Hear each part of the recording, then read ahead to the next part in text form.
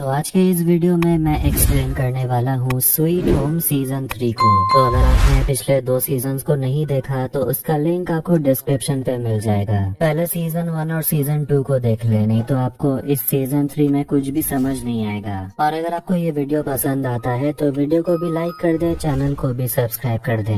तो सीजन 3 के शुरुआत में हम यूसु को देखते हैं कि वो किस तरह से इन्फेक्टेड हो गया था, लेकिन वो मॉन्स्टर ह्यूमन बन गया। मतलब कि पूरी तरह से मॉन्स्टर नहीं बना, वो अपने अंदर छुपे मॉन्स्टर से बात कर रहा था, जो उसके ह्यूमन पार्ट को समझा रहा होता है कि मैं तुम्हें बचा सकता हूँ। क्या तुम हमेशा इस तरह लूजर बन के रहना चाहते हो?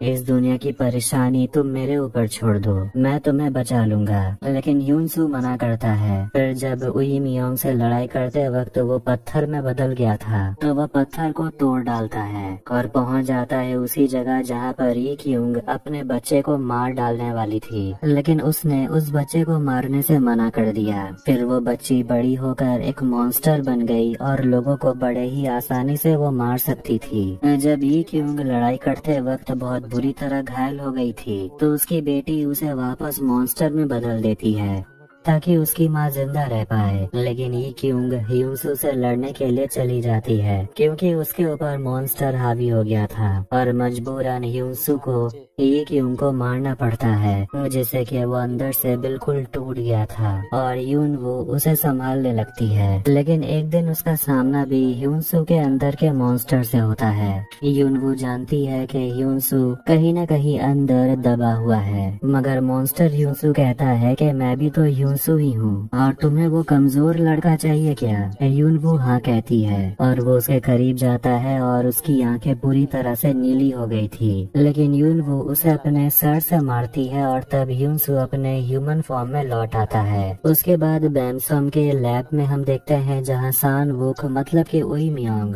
डॉक्टर लिम से मिलने के लिए आता है और वो डॉक्टर से कहने लगता है कि वो उसे पहचानता है और इस जगह से काफी सारी यादें जुड़ी हुई हैं। डॉक्टर उसे पूछता है क्या मैं तुम्हें पहचानता हूँ और तुम हो कौन? तब उई मियोंग उसे बताता है कि मैं तुम्हारा पहला टेस्ट सब्जेक्ट MH1 हूँ। डॉक्टर ये जानकर हैरान हो जाते हैं कि वो उसका दोस्त सांग वॉन कैसे हो सकता है। सांग वॉन कहता है ये सब तुमने ही तो किया। फिर हम देखते हैं कि जब डॉक्टर असली वाले सांग वॉन के ऊपर भयानक एक्सपेरिमेंट कर रहा था, तो डॉक्टर उसे बता देता है कि ये क्यूंग मर गई है। ये सुनकर वो काफी गुस्सा हो गया था क्योंकि वो उसकी मंगेतर है। डॉक्टर ने उसके ऊपर बहुत टॉर्चर किया, इतना टॉर्चर किया कि आखिर में उसके अंदर का मॉन्स्टर सान वुक के अंदर चला गया। लेकिन वो डॉक्टर से कहता है कि इसके लिए मैं तुम्हारा शुक्रगुजार हूँ। डॉक्टर उसे पूछता है तो फिर तुम यहाँ क्यों आए हो जहाँ तुम्हें इतना दर्द सहने को मिला? फिर वहाँ पर ची सियोंग आता है जो मॉन्स्टर ह्यूमन 3 है, जिसके ऊपर भी डॉक्टर ने एक्सपेरिमेंट किया था। वो डॉक्टर से कहता है कि तुमने जो हमारे साथ किया वो हम तुम्हारे दोस्तों के साथ करेंगे। वहाँ पर उनके टीम मेंबर्स भी होते हैं, एक लड़की जा योंग और एक लड़का जिसका नाम होता है जे जिन। फिर उसके बाद वहाँ पर सार्जेंट किम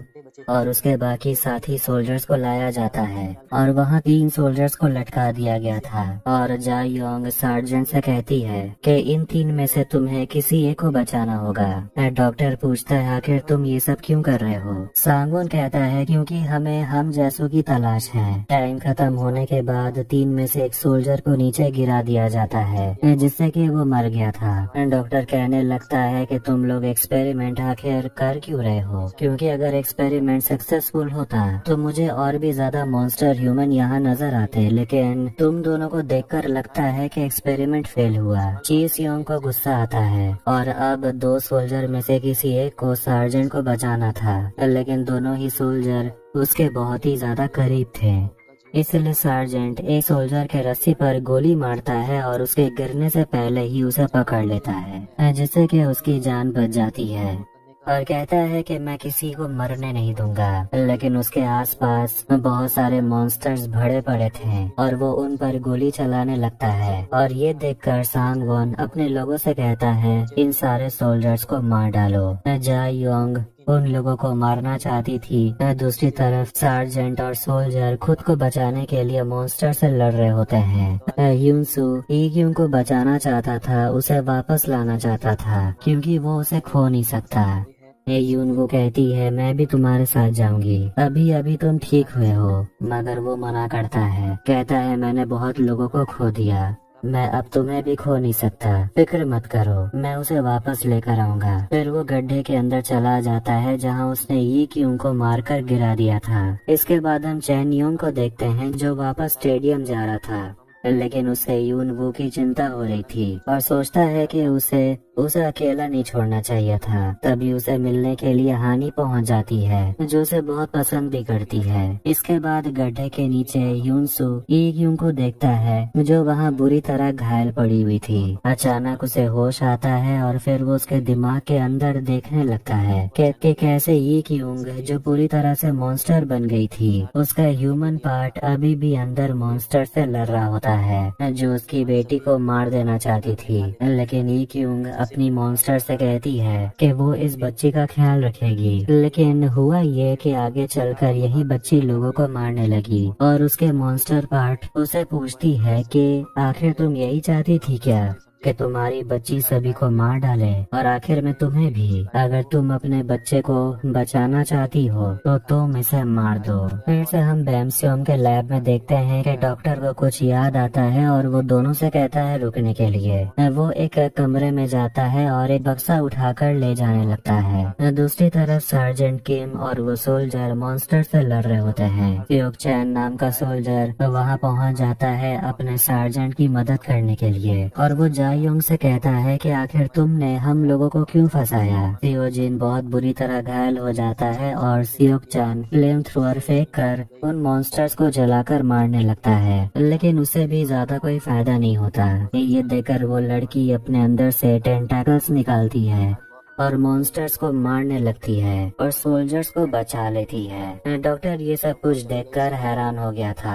वो सभी लोग लैब से निकलने वाले होते हैं और सांग वोन डॉक्टर से कहता है कि अब हमें स्टेडियम जाना होगा जहां हमें एक नई शुरुआत करनी होगी। इसके बाद हम स्टेडियम में सर्वाइवर्स को देखते हैं जो सभी लोग थोड़ा घबराए हुए थे क्योंकि सियोंग वन मिसिंग था। अब वो लोग सोच रहे होते हैं क्या वो मॉन्स्टर बन गया होगा। इसके बाद हम चीफ जी की बेटी ई सियोल को देखते हैं जिसे उसकी माँ चीफ अपने ऑफिस में ले जाती है और एक सोल्जर ये सब कुछ देख लेता है और सार्जेंट ठाक को रेडियो करके बताता है कि चीफ अपनी बेटी को ले जा रही है अपने ऑफिस में। तब वो चीफ का पीछा करता है। ई सियोल अपनी माँ से कहने लगती है कि क्या आप अभी भी मुझसे गुस्सा हो, लेकिन मैंने तो वही किया जो आपने कहा था। फिर हम देखते हैं कि चीफ अपनी बेटी से मदद मांगी थी और वो अपनी माँ के कहने पर ही उसने बिजली गुल की थी। लेकिन जब सार्जेंट ई सियोल को पकड़ते हैं तो चीफ अपनी बेटी को बचाने की कोशिश भी नहीं करती। उसकी माँ उसे कहती है कि तुम्हारे वजह से वो लोग मुझ पर शक कर रहे हैं, तुम यहाँ से भाग जाओ, इससे ज्यादा मैं तुम्हारे लिए कुछ नहीं कर सकती, या तुम सार्जेंट के पास चली जाओ। ये सियोल चीफ से कहने लगती है कि मॉम मेरे साथ ऐसा मत करो,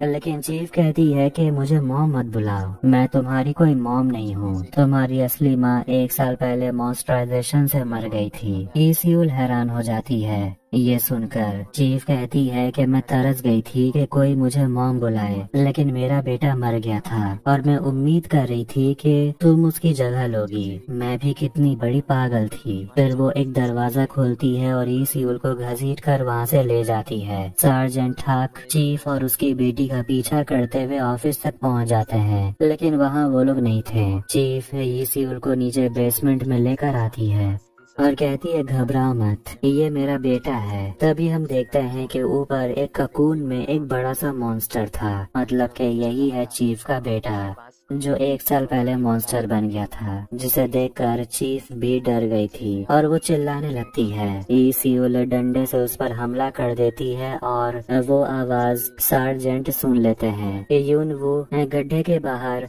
यूनसू का इंतजार कर रही थी कि तभी वहाँ चैन यंग और हानी पहुँच जाते हैं और हानी उसे कहती है क्या रे चुड़ैल, अभी तक मरी नहीं तू। यून वो वहाँ बैठकर यूनसू का इंतजार कर रही थी। तभी उनके सामने एक बहुत बड़ा सा मॉन्स्टर आ जाता है और वो तीनों छुप जाते हैं। चैन यंग अपनी बंदूक निकालने वाला था कि तभी गड्ढे के अंदर से यी क्यूंग के चिल्लाने की आवाज आती है और आवाज सुनकर वो मॉन्स्टर गड्ढे के नीचे कूद जाता है। ह्यूनसू अभी भी ये क्यों के दिमाग के अंदर ही था, इसलिए उन दोनों को बचाने के लिए चैन यंग और यून वू रस्सी के सहारे नीचे आते हैं और मॉन्स्टर पे हमला करते हैं। ह्यूनसू क्यों के दिमाग के अंदर देखता है कि वो डर कर भाग रही होती है और वो उसे कहता है वापस होश में आओ। दूसरी तरफ चैन यंग यूनवू से कहता है कि इस मॉन्स्टर को हम लोग ज्यादा देर तक नहीं रोक सकते। वो यूनवू के हाथ में रस्सी बांध देता है और हानी उसे ऊपर खींच लेती है। अब चैन यंग अकेले उस मॉन्स्टर से लड़ने का फैसला करता है। अब वो मॉन्स्टर पे हमला करता है और ह्यूनसू से चिल्लाकर कहता है तुम अपने होश में आओ। ये क्यूंग अपनी बेटी को देखती है जो अपनी माँ को अपने पास बुला रही थी, लेकिन ह्यूनसू ये क्यूंग से कहता है कि तुम्हारी असली बेटी तुम्हारा इंतजार कर रही है, यहाँ से बाहर निकलने का समय आ गया है। आखिरकार ये क्यूंग को होश आ जाता है और यूनवू और हानी को गड्ढे के अंदर से भयानक आवाज आते हुए सुनाई देती है, लेकिन ये तो बस ह्यूनसू, चैन यंग और ये क्यूंग होते हैं जो अब बाहर आ गए हैं और ये क्यूंग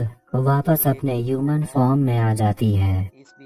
एक यूंग जब नींद से जागती है तो वो देखती है कि उसका चेहरा बिल्कुल नॉर्मल हो गया था, पहले की तरह भयानक नहीं था। वो कपड़े पहनकर तैयार होती है और खुद के हाथ को वो कांच के टुकड़े से काट कर देखना चाहती थी कि वो जल्दी ठीक होती या नहीं, चेक करना चाहती थी कि वो मॉन्स्टर है या नहीं। मगर यून वो उसे रोकती है और पूछती है क्या तुम्हें कुछ याद है। ये क्यों कहती है बहुत ही भयानक सपना था, लेकिन यून वो उसे कहती है वो कोई सपना नहीं था, तुम सच में मॉन्स्टर बन गई थी, लेकिन ह्यूनसू ने तुम्हें फिर से इंसान बना दिया। एक यूंग खुद के हाथ पर कट लगाती है जो जल्दी से ठीक नहीं होता, मतलब कि अब वो ह्यूमन बन चुकी है। वो दोनों ह्यूनसू को देखने के लिए जाते हैं जो कि कमरे में बंद सो रहा था। यून वो उसे अंदर जाने से रोकती है और कहती है कि वो खुद अपने होश में आएगा, वरना हम फिर से उसके अंदर के मॉन्स्टर को जगा देंगे। एक यूं कहती है कि सपने में मैंने उसे देखा था और वो मुझे आगे जाने से रोक रहा था, उसने कहा ये सब कुछ रियल नहीं है। दूसरी तरफ चैन यंग से हानी फिर से फ्लर्ट कर रही होती है और पूछती है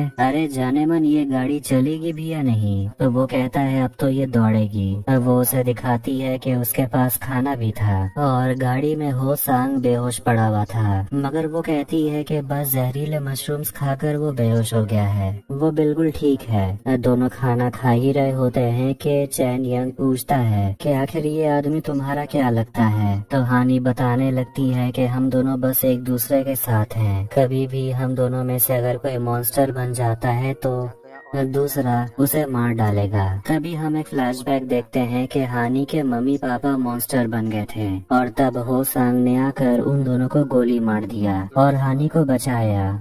ये देखकर वो रोने लगती है क्योंकि वो थे तो उसके मम्मी पापा ही। फिर वो बाहर आकर उसे कहती है कि जब तुम मॉन्स्टर बनोगे ना तब मैं तुम्हें भी मार दूंगी। वो कहता है ठीक है मार देना। वो उसे खाने के लिए खाना देता है, लेकिन वो तो बस गुस्से में उसे घूर रही थी। आखिर में हो सांग को होश आ जाता है और वो बहुत गुस्से में था क्योंकि हानी ने उसे जहरीले मशरूम्स खिलाए। वो हानी से कहता है अपने अंदर की इच्छाओं को खुद पर हावी मत होने देना, वरना तुम भी एक दिन मॉन्स्टर बन जाओगी। हानी होसांग को गाड़ी के अंदर ही लॉक कर देती है और उसे कहती है कि जो मॉन्स्टर बनते हैं वो इंसान भी बन सकते हैं और आपके वजह से हम लोगों ने पता नहीं कितने इंसानों को मारा है जो मॉन्स्टर थे और वो इंसान बन भी सकते थे। वो होसांग को बताती है कि तुम जिसे मारना चाहते थे उसी ने एक औरत की जान बचाई, तुम्हें सोचना चाहिए तुमने कितनी गलतियाँ की हैं। बाहर आकर वो थोड़ी इमोशनल हो गई थी और चैन यंग उसे संभालता है और हानी कहती है कि होसांग थोड़े जिद्दी हैं, लेकिन वो दिल के बुरे नहीं हैं।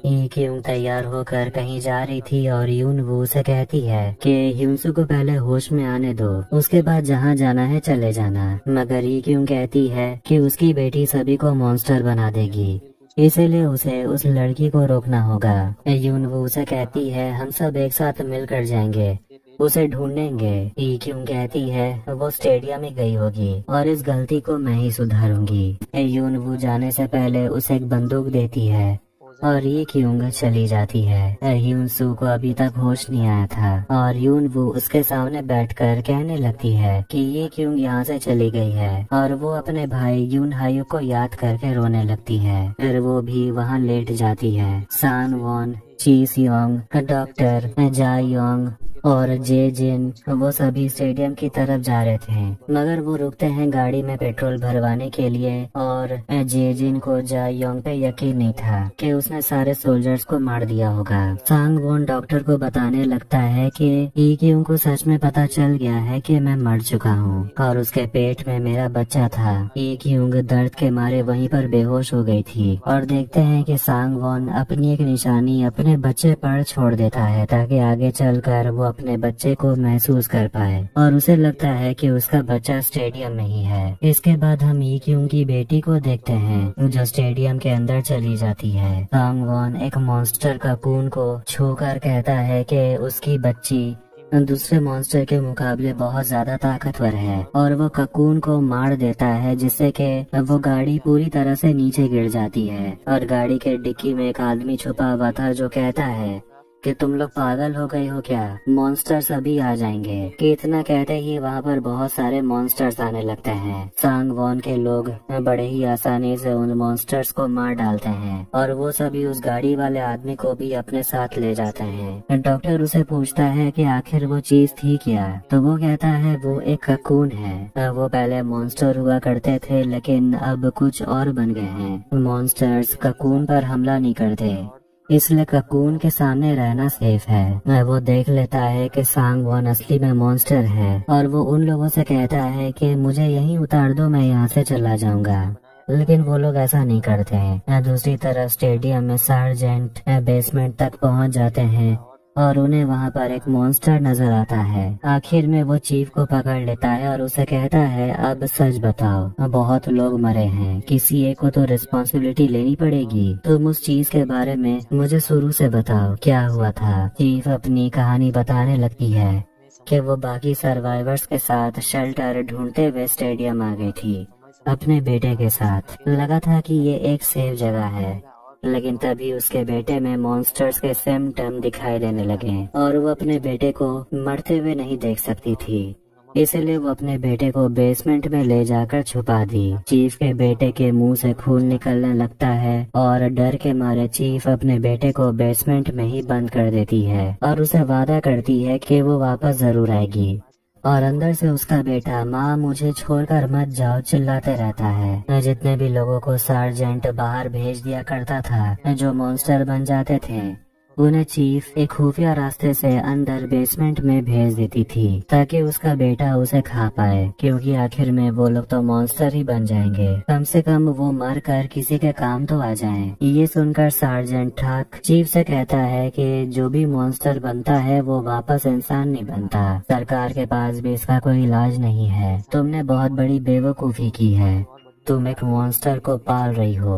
वो कहती है कि मैं एक माँ हूँ और एक माँ होकर अपने बच्चे को मरने कैसे दे सकती थी। तो सार्जेंट बताने लगता है कि उसका एक बेटा था जो मॉन्स्टर बन गया और वो पहला मॉन्स्टर था जिसे सार्जेंट ने सबसे पहले मारा था। वो चीफ से कहता है तुम्हारा बेटा बहुत बड़ा मॉन्स्टर है और उसे हम यहाँ नहीं रख सकते।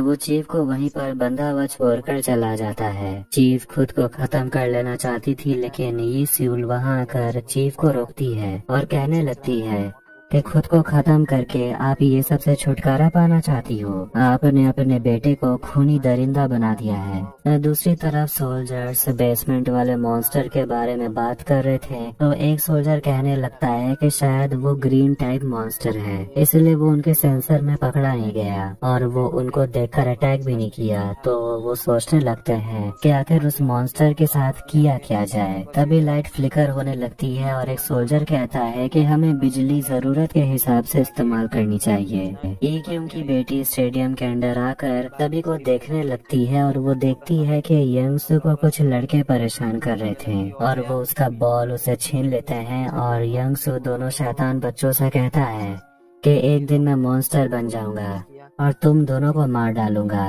ये सब कुछ वो लड़की देख लेती है। वो अंदर आकर उसे मिलती है और वहाँ पर फिर ये स्यूल भी आ जाती है और उस लड़के को कान पकड़ के वहाँ से ले जाने लगती है। तो वो पूछता है कि तुम्हें मेरी चिंता क्यों हो रही है, जाकर अपना काम करो ना। मगर ये स्यूल कहती है तुम मेरे साथ चलो, और वो वहाँ पर उस लड़की को भी देख लेती है और उसे भी अपने साथ चलने को बोलती है। जीनोक यंगसू की माँ तो नहीं है, लेकिन वो उसे अपने बेटे की तरह पालती है। वो यंगसू पर चिल्लाने लगती है, कहती है कि तुम चाहते हो कि मैं तुम्हें छोड़ दूँ?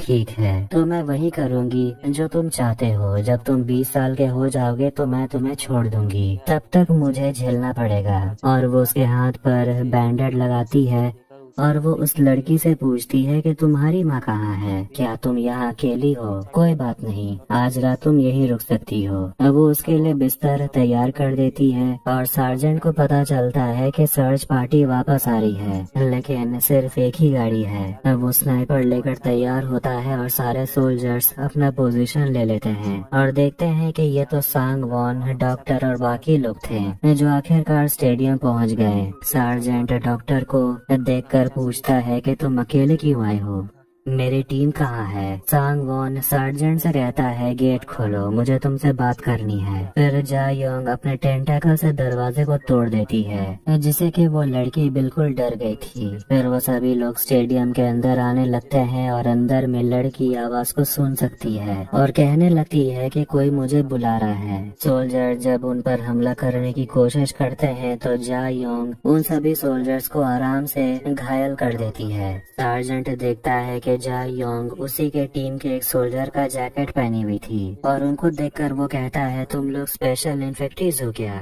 चाहिए क्या तुम लोगों को? जिसके बाद सार्जेंट उन लोगों को खुद अंदर लेकर आते हैं जहां सर्वाइवर्स इकट्ठा हो चुके थे। सांग वॉन सार्जेंट को गले से पकड़ लेता है, मगर डॉक्टर उसे याद दिलाता है कि भूलो मत तुम यहाँ क्या करने आए थे। तो वो कहता है वो अपने बच्चे को ढूंढने के लिए आया है जो यही है। ई सियोल उस लड़की को लेकर वहाँ से निकलती है। ची सियोंग सारे घायल सोल्जर का इलाज करके वहाँ से चला जाता है और वो डॉक्टर से पूछते हैं कि हमारे सार्जेंट कहाँ हैं, मगर डॉक्टर उसे कहता है उनका ख्याल हम रखेंगे और तुम लोग ज्यादा होशियारी करने की कोशिश मत करना। दूसरी तरफ लैब में हम देखते हैं कि सार्जेंट किम को जब होश आता है तो सियोक चन होश में नहीं था। 12 घंटे पहले हम देखते हैं कि सार्जेंट किम का बहुत ब्लड लॉस हो गया था, इसीलिए सियोक चान डॉक्टर से रिक्वेस्ट करता है सार्जेंट की जान बचा लेने के लिए। डॉक्टर कहता है कि मैं दोनों को नहीं बचा सकता। सियोक चान अपना घाव दिखाकर डॉक्टर से कहता है कि मैं जिंदा नहीं बचूंगा, इसीलिए सार्जेंट की जान बचा लीजिए। इसीलिए डॉक्टर ने सियोक चान के ब्लड की मदद से सार्जेंट की जान बचा ली। ची सियोंग स्टेडियम के नियम में कुछ बदलाव करता है और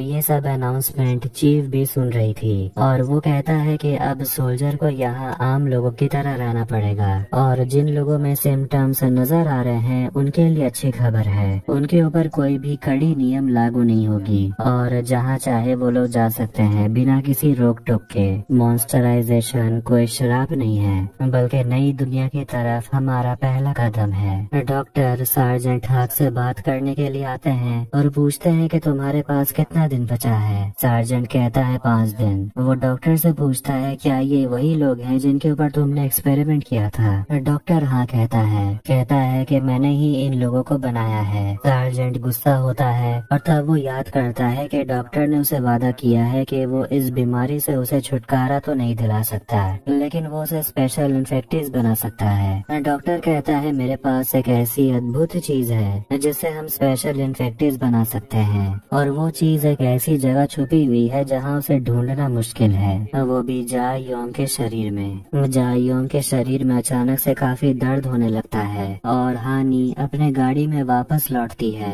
और उसकी हालत बहुत ही ज्यादा खराब थी और वो कुछ पत्ते निकाल कर खाने लगती है जिससे उसकी हालत सुधर जाती है। हो सांग उसे कहता है मुझे छोड़ दो, उसके बाद हम दोनों अपने अपने रास्ते चले जाएंगे, लेकिन लड़की मना करती है। वो हानी में मॉन्स्टर देख पा रहा था लेकिन ये तो बस हो सांग का भ्रम था। वो उस लड़की से कहता है तुम जहाँ जा रही हो वहाँ मत जाना, कल सुबह चली जाना, मगर वो बाहर निकल जाती है और तभी हम देखते हैं कि हो सांग के नाक से ब्लीडिंग होने लगता है।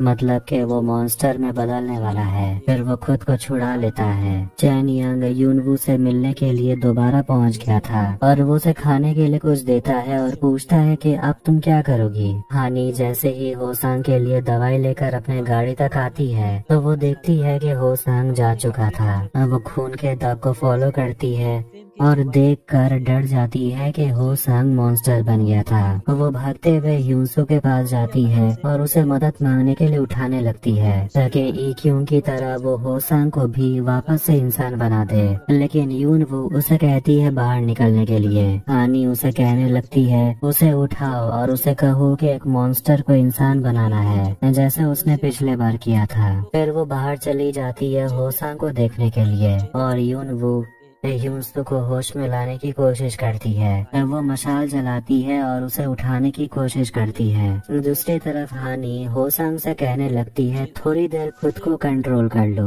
मगर वो कहता है मुझे मार दो। और वो जैसे उसे मारने के लिए बंदूक उठाती है तो उसे गोली चलाने की हिम्मत नहीं होती। होसांग खुद के गाड़ी को दूसरे गाड़ी की तरफ भगाता है और ठोक देता है जिससे कि उसकी गाड़ी में आग लग जाती है और जोरदार ब्लास्ट होता है और उसी बम धमाके में होसांग मारा जाता है। लेकिन इस धमाके के वजह से एक मॉन्स्टर वहां पर आ गया था। चैन यंग मॉन्स्टर के हमले से हानी को बचाने की कोशिश करता है और आखिरकार ह्यूसो होश में आ जाता है। चैन यंग मॉन्स्टर को मारने के लिए ग्रेनेड निकालता है लेकिन ह्यूसो अपने नुकीले पंख से उस मॉन्स्टर को मार डालता है और कहता है मुझे इस शोर से नफरत है। अब वो मॉन्स्टर बन गया था और वो चैन यंग को गले से पकड़ लेता है। ह्यूसो चैन यंग को मार देने वाला था लेकिन यून वो भागते हुए अंदर जाती है और एक एनेस्थेसिया का इंजेक्शन लेकर ह्यूसो के अंदर इंजेक्ट कर देती है जिससे कि वो उसका गला दबाना तो छोड़ देता है और वो वहीं बेहोश हो जाता है। सार्जेंट किम जो लैब में फंसा हुआ था वो आगे बढ़ता है और उसे कमरे से आवाज सुनाई देने लगती है। जब वो अंदर जाता है तो खून से दीवार पर लिखा हुआ था मॉन्स्टराइजेशन अंत नहीं है, इसे एक्सेप्ट करो और तभी तुम आगे की सच्चाई देख पाओगे। उसे वहाँ पर बहुत बुरी हालत में यून हायुक मिलता है जो कि यून वू का भाई है और वो सार्जेंट से कहता है मुझे मार दो, मुझे आजाद कर दो। लेकिन सार्जेंट ऐसा नहीं करता। वो यून हायुक को लेकर बाहर आता है और अपने गाड़ी से वहाँ से निकलता है। दूसरी तरफ सार्जेंट ठाक चीफ के हाथ को खोल देता है और वो पूछती है कि ये अनाउंसमेंट किसने किया था। तो वो बताता है कि बाहर से 4 लोग आए हैं और वो स्पेशल इन्फेक्टीज हैं। वो चीफ से पूछता है कि जब तुम 1 साल पहले यहाँ पर आई थी अपने बेटे को लेकर, तुम्हें पता था कि तुम और तुम्हारा मॉन्स्टर पकड़ा जाएगा, फिर भी तुमने इतना बड़ा रिस्क क्यों लिया। वो कहती है मुझे नहीं पता, बस इतना पता है कि अगर मैं उन लोगों की मदद नहीं करती तो शायद ये सर्वाइवर्स बाहर जाकर मर चुके होते। सार्जेंट उसकी मदद करना चाहते हैं और कहते हैं कि तुम मुझे वो खुफिया रास्ता बताओ क्योंकि मैं इन सर्वाइवर्स को बचाना चाहता हूँ। इक्यूंग आखिरकार डॉक्टर तक पहुँच जाती है और उसका गला दबाती है और उसे बहुत पीटती है। डॉक्टर इक्यूंग को जिंदा देखकर हैरान हो गया था और वो कहता है कि सांग वॉन का बदला लेने के लिए आई हो तुम,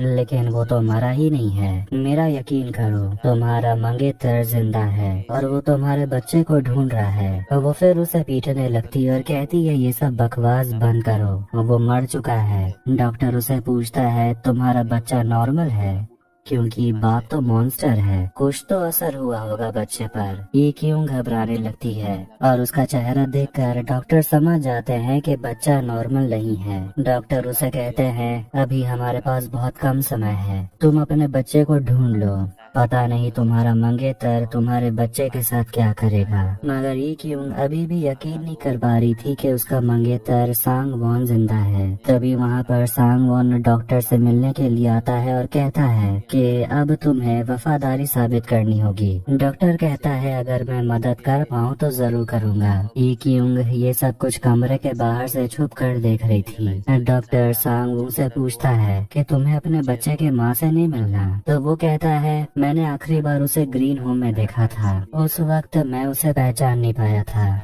मगर कुछ तो कनेक्शन था। डॉक्टर बात छुपाने के लिए कहने लगते हैं कि अगर तुम्हारी पत्नी ने बच्चे को जन्म दिया है और तो वो अभी 1 साल का होगा और इतना छोटा बच्चा हमारे यहाँ तो है नहीं। मगर सान वॉन को पहले से ही पता था कि वो कोई आम प्रेगनेंसी नहीं था और वो बच्चा कोई आम बच्चा तो नहीं है।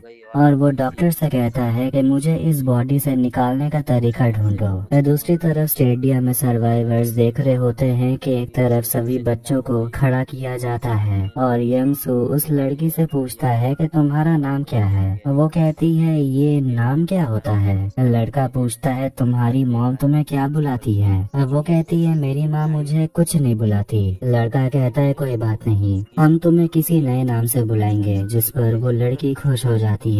डॉक्टर ई क्यूंग से पूछता है कि अपने मंगेतर को जिंदा देखकर खुशी हुई कि नहीं। वो पूछती है कि वो अपने बॉडी को छोड़ने के बारे में बात कर रहा था, आखिर क्या चल रहा है ये सब। डॉक्टर बताता है कि वो किसी भी बॉडी में ट्रांसफर हो सकता है और वो एक ऐसी बॉडी चाहता है जो और भी ज्यादा परफेक्ट हो। अफसोस वो बॉडी तुम्हारे बच्चे की है। तो वो पूछती है स्पेशल इन्फेक्टिस को कैसे मारते हैं। डॉक्टर कहते हैं एक रास्ता है लेकिन आसान नहीं है, तुम उसे मार नहीं पाओगी। वो कोई इंसान नहीं है, वो मर नहीं सकता। ई क्यूंग डॉक्टर को कमरे के अंदर बंद कर लेती है और कहती है कि मुझे उसे मारने का रास्ता बताओ। तो वो कहता है ह्यून सू।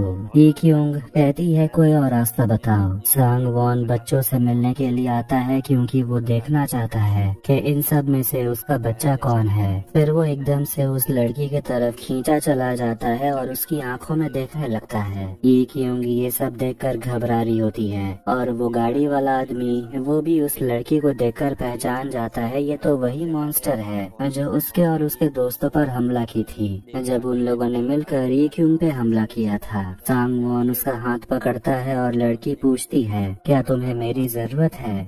तो वो कहता है मुझे तुम्हारा ही इंतजार था। सार्जेंट किम बीच रास्ते गाड़ी को रोकता है और यून हायू को चेक करता है कि उसकी सांसें चल रही है या नहीं। फिर वो कुछ सप्लाईज इकट्ठा करने लगता है तो यून हायू की गाड़ी से भाग निकलता है। स्टेडियम में सोल्जर्स निकलने की तैयारी में थे पता करने के लिए कि आखिर ये 4 लोग आखिर स्टेडियम आए क्यों हैं।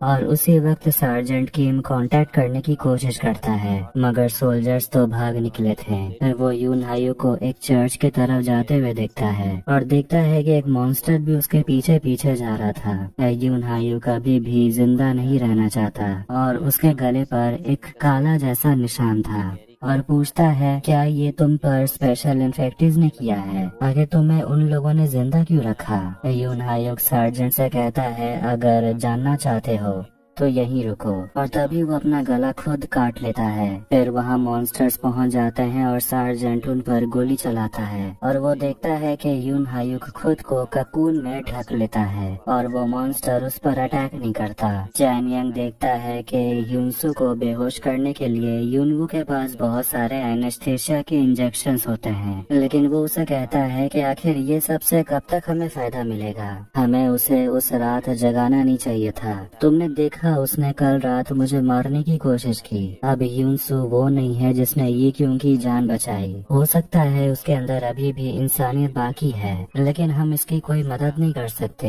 यूनवू उसकी बात नहीं मानती और कहती है अगर हम सब जिंदा है तो यूनसू के वजह से ही है। हानी होसांग के जले हुए डेड बॉडी को देखती है और उसके पास बैठ जाती है और उनसे माफी मांगती है क्योंकि वो अपने किए हुए वादे को पूरा नहीं कर पाई और वो वादा ये था कि जब उन दोनों में से कोई भी मॉन्स्टर बन जाएगा तो दूसरा उसे गोली मार देगा।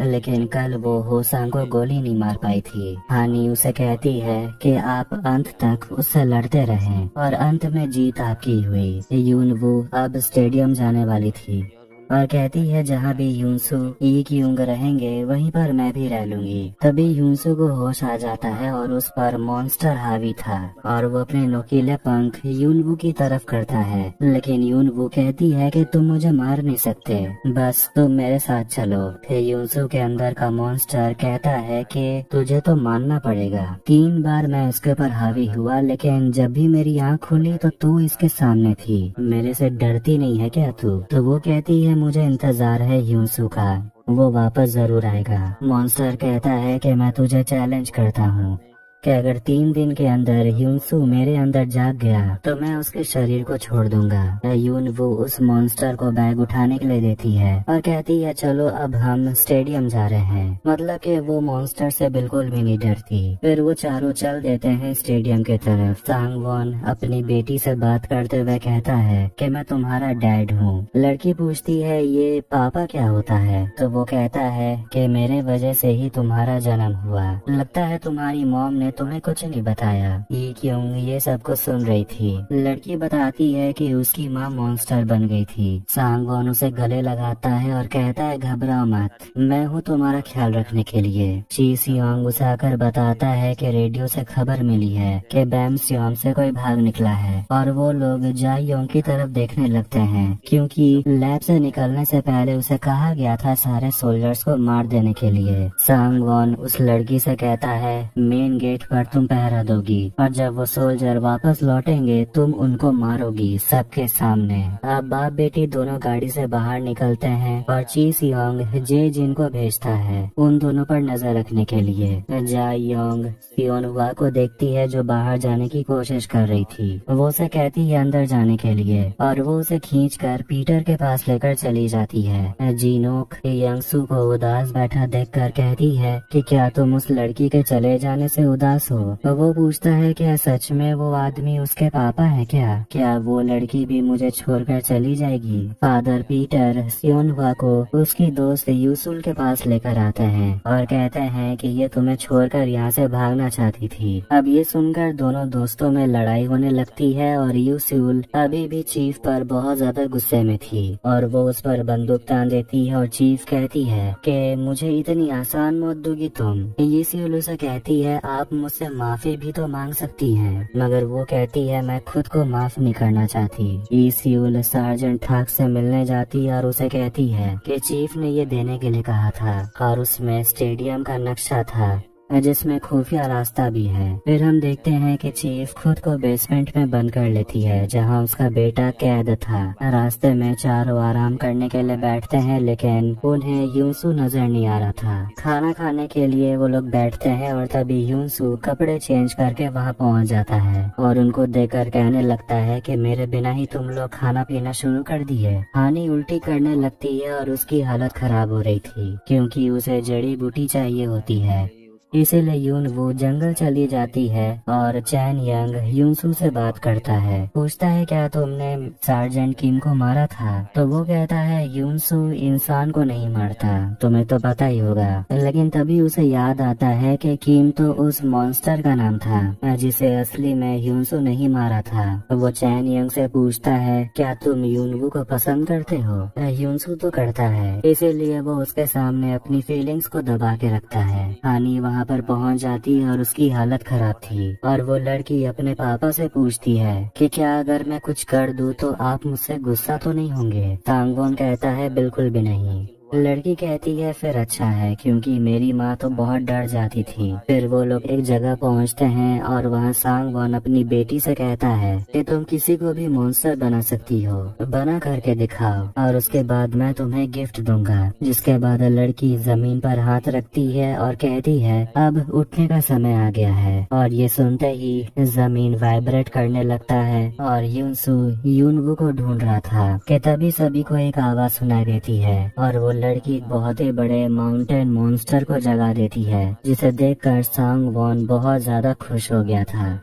माउंटेन मॉन्स्टर के जागने की आवाज को यूनसू सुन लेता है और उसके पीछे पीछे जाने लगता है। फिर हम देखते हैं कि जंगल से काफी सारे मॉन्स्टर्स बाहर निकल आते हैं। यूनवू को बचाने के लिए यूनसू उसके पीछे भागता है तो वहीं जे जिन मॉन्स्टर को मार रहा था बस मजे के लिए। तभी वहाँ पर माउंटेन मॉन्स्टर पहुँच जाता है जो यूनवू को देख लेता है और वो उसी के तरफ जाने वाला था कि तभी उसे बचाने के लिए यूनसू पहुँच जाता है जो उस मॉन्स्टर के पर चढ़कर उस पर लगातार हमला करता है और उसे बुरी तरह घायल कर देता है और वो अपने नुकीले पंख से लगातार उसके बॉडी पर वार करके आखिरकार उस माउंटेड मॉन्स्टर को मार डालता है। और फिर हम देखते हैं कि उस मॉन्स्टर की बॉडी ब्लास्ट हो जाती है। फिर जे जिन ह्यूनसू को देखकर पूछता है कि क्या तुम हम लोग जैसे हो, तो ह्यूनसू उसका हाथ काट देता है। तब उस लड़के को याद आता है कि वो पहले भी ह्यूनसू को लैब में देख चुका है। वो ह्यूनसू से अपना हाथ मांगता है, मगर ह्यूनसू अपने नुकीले पंख से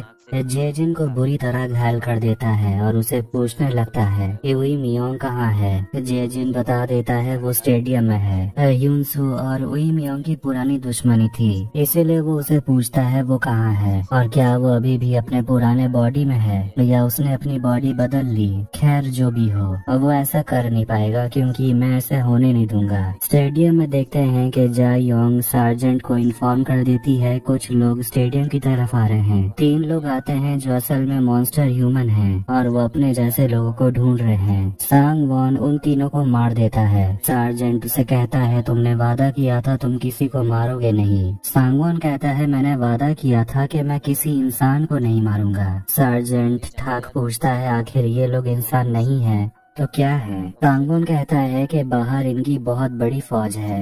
स्टेडियम के बाहर एक बहुत बड़ी दुनिया है जिसे तुम शायद जानते भी नहीं हो। ई क्यूंग अपनी बेटी को हर जगह फॉलो कर रही थी। सांग वॉन अपनी बेटी से कहता है कि तुम्हें उन सभी लोगों से डरने की जरूरत नहीं है और तुम तोहफे में कुछ भी मांग सकती हो, बोलो क्या चाहिए। इसके बाद देखते हैं कि वो लड़की बदमाश लड़कों के पास आती है और उससे यंगसू का बॉल मांगती है और उसका ग्लव्स भी, और वो दोनों बच्चे घबराते हुए उसे दे देते हैं क्योंकि वो जानते हैं ये कोई आम लड़की नहीं है। स्टेडियम में सभी लोग उस लड़की से डरते हैं क्योंकि उन्हें तो सच्चाई पता चल चुकी है। ई क्यूंग अपनी बेटी को आकर गले लगाती है और दोनों बैठकर बात करते हैं। वो लड़की अपनी माँ से पूछती है आप अभी भी इंसान हो मगर मैंने तो आपको मॉन्स्टर बना दिया था। तो वो कहती है तुम क्या चाहती हो, मैं मॉन्स्टर बन जाऊं, लेकिन क्यों।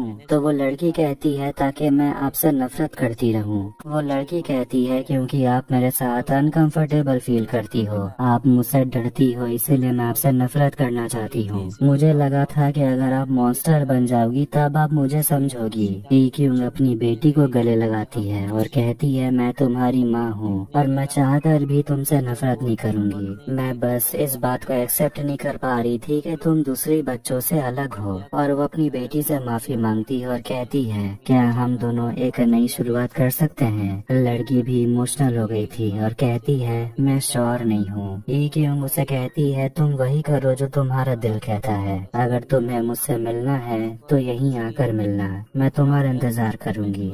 जा योंग सारे मरे हुए मॉन्स्टर्स के डेड बॉडी को बाहर के शेड में बंद कर देती है और वहाँ पर सार्जेंट ठाक आ चुका था। ई सियोंग उनके यूनिफॉर्म को देखकर पूछता है कि ये यूनिफॉर्म तो पहचाना सा लगता है, क्या ये 4 लोग लैब से आए थे, किसने भेजा होगा इन्हें। और वो सार्जेंट से कहता है कि तुम भी ये यूनिफॉर्म उतार कर फेंक दो क्योंकि अब इस यूनिफॉर्म की यहाँ कोई जगह नहीं है, बस सिर्फ सिर झुकाकर लोगों के साथ रहो। सार्जेंट उनकी बातें नहीं मानता और वो अपने सोल्जर से कहता है कि तुम अंदर जाओ। जा यंग गुस्से में अपने टेंटाकल से सार्जेंट पर हमला करती है, लेकिन सार्जेंट अपने हाथ से उसे पकड़ लेता है और उसका हाथ कट गया था, लेकिन घाव जल्दी से भर जाता है जिससे वो लोग शॉक हो गए थे। सोल्जर अंदर जाकर अपने साथियों को बता देता है कि सार्जेंट के अंदर भी मॉन्स्टर के सिम्टम्स दिख रहे हैं। सार्जेंट डॉक्टर को बंद कमरे से बाहर निकालता है और वो डॉक्टर से कह देता है कि मैंने उन लोगों को बता दिया कि मेरे अंदर सिम्टम्स हैं और वो जानना चाहता है कि आगे उसके साथ क्या होगा। डॉक्टर उसे बताते हैं कि पूरी तरह मॉन्स्टर बनने से पहले तुम्हें पहले एक न्यू ह्यूमन से लड़ना होगा। इसके बाद डॉक्टर उसे एक ककून का टुकड़ा दिखाते हैं। इसके बाद हम सार्जेंट किम को देखते हैं जिसकी आंख लग गई थी और फिर वो जागता है और उसके हाथ में बंदूक था। वो अभी भी चर्च में होता है और यून हायुक ककून से बाहर आ गया था और वो बिल्कुल फर्स्ट क्लास दिख रहा था और वो सार्जेंट से थैंक यू कहता है और कहता है कि अगर तुमने मेरी जान नहीं बचाई होती तो शायद मैं आज जिंदा नहीं होता। सार्जेंट उसे पूछता है पर मेरी आंखों के सामने तुम मर गए थे। यून हाइक उसे कहता है तुम्हारे बहुत सारे सवाल होंगे जिनका जवाब तुम्हें जानना जरूरी है। वो कहता है वो कोई मॉन्स्टर नहीं है, बस वो मॉन्स्टर्स को समझता है और कहता है वो एक नियो ह्यूमन है और वो सार्जेंट को खाना ऑफर करता है एक नई दोस्ती की शुरुआत करने के लिए। सार्जेंट पूछता है कि यह ककून जैसी चीज है क्या, तो वो कहता है ये एक हार्ट है, इसके अंदर जाने के बाद हमारा पुनर्जन्म होता है। इस सब के पहले मैं एक ह्यूमन था, लेकिन पुनर्जन्म के बाद मैं नियो ह्यूमन बन गया। सांग वॉन सार्जेंट को बाहर शेड में लेकर जाता है जहां वो मॉन्स्टर ह्यूमंस खुद को ककून में ढक चुके थे और सांग वॉन बताने लगता है कि ऐसे बहुत लोग हैं बाहर और वो भी अपने लोगों की तलाश में बैम्सियों पहुंच गए। फिर वो लोग खुद को जिंदा रखने के लिए ककून में बदल लेते हैं और उसके बाद वो जिंदा हो जाते हैं। मैं उन्हें मार देता था लेकिन ये लोग बार बार पैदा होते थे, मतलब कि ये जो 3 नियो ह्यूमंस आए थे उनको भी मार दिया गया था, लेकिन फिर वो खुद को ककून में ढककर दोबारा से पुनर्जीवित करना चाहते हैं। सांग वॉन पूछता है कि कहीं ऐसा ककून यहाँ और भी तो नहीं है, क्योंकि नियो ह्यूमन सूंघ कर पता लगा लेते हैं कि उनके जैसे लोग कहाँ रहते हैं। सार्जेंट याद करता है चीफ के बेटे को जो भी ऐसे ही ककून में बंद है, लेकिन वो सांग वॉन को झूठ कहता है कि मैं इन सब के बारे में नहीं जानता। यून हायुक सार्जेंट से कहता है मुझे स्टेडियम लेकर चलो। सार्जेंट उसे पूछता है पहले ये बताओ स्पेशल इन्फेक्टिव्स डरते किससे हैं, तो वो कहता है मुझ जैसों से। वहाँ पर वो अपने परिवार का फोटो देखता है और उसे अपने पास रख लेता है। हानी चैन यंग से बात करती है और पूछती है कि तुम स्टेडियम क्यों जाना चाहते हो, वहाँ तो तुम्हारी फैमिली भी नहीं रहती। तो वो कहता है पता नहीं, वहाँ बस अपनापन सा महसूस होता है, वहाँ हम दोनों सेफ रहेंगे। हानी फिर उसके साथ फ्लर्ट करने लगती है और कहती है क्या तुम मुझे प्रपोज कर रहे हो। चैन यंग कहता है ऐसी कोई बात नहीं है। यून वो वहाँ पर पहुँच जाती है जड़ी बूटी लेकर और यून सू उस लड़के को घसीटते हुए स्टेडियम ले जा रहा था, मगर जे जिन हंसते हुए कहता है कि तुम खुद को मौत के मुंह में ढकेल रहे हो, इस बार तेरा बचना मुश्किल होगा। यून वू बहुत डरी हुई थी क्योंकि यून सू और भी ज्यादा भयानक होते जा रहा था और सोचती है क्या कभी वो वापस आ पाएगा। चैन यंग उसे कहता है हिम्मत नहीं हारने। वो स्टेडियम जाना चाहती थी और कहती है यून सू वहीं जा रहा है और वहाँ सारे सर्वाइवर्स की जान खतरे में है। इसके बाद तीनों स्टेडियम के लिए निकलते हैं। जे जिन यून सू से कहने लगता है कि तुम्हें तो हमारा साथ देना चाहिए, मगर वो कहता है मैं सिर्फ यूनसू की भलाई के लिए काम करता हूँ। वो फिर से जेजिन को टॉर्चर करता है और कहता है कि तुम जिसके नाम पे इतना उड़ रहे हो उसकी हालत भी मैं तुमसे बदतर करूंगा। तभी हम देखते हैं कि उस लड़के का हाथ रीजनरेट होता है और वो यूनसू के पैर को फ्रीज करके वहाँ से भाग निकलता है। सार्जेंट किम निशाना लगाना प्रैक्टिस कर रहे थे और उसको देखकर यूनसू निशाना लगाना सीख जाता है, बस देखकर। सार्जेंट पूछता है कि इतने शक्तियों का तुम करोगे क्या, तो वो कहता है मैं बस अपने जैसे लोगों को ढूंढना चाहता हूँ, उन्हें एकजुट करना चाहता हूँ। सार्जेंट पूछता है तुम्हें अपने पिछले जिंदगी के बारे में कुछ भी याद है, तो वो कहता है इससे क्या ही फर्क पड़ता है। इसके बाद वो लोग भी स्टेडियम के लिए निकलते हैं। स्टेडियम में यंगसू देखता है कि उसके बिस्तर पर बॉल रखा हुआ था। फिर हम उस लड़की को देखते हैं जो एक पुतले से बात कर रही थी और कहती है मेरी माँ वापस आ गई है और मुझे वो यहाँ से ले जाना चाहती है। यहाँ से जाने के बाद मैं दोबारा यंगसू से नहीं मिल पाऊंगी। तभी यंगसू वहाँ आ जाता है और पूछता है तुम कब जाने वाली हो, वो भी मुझसे बिना मिले, कुछ भी हो जाए तुम यहाँ से चली जाओ। और वो उसे पूछता है क्या ये बॉल तुमने रखा था मेरे लिए। उस बॉल के अंदर एक हेयर पिन होता है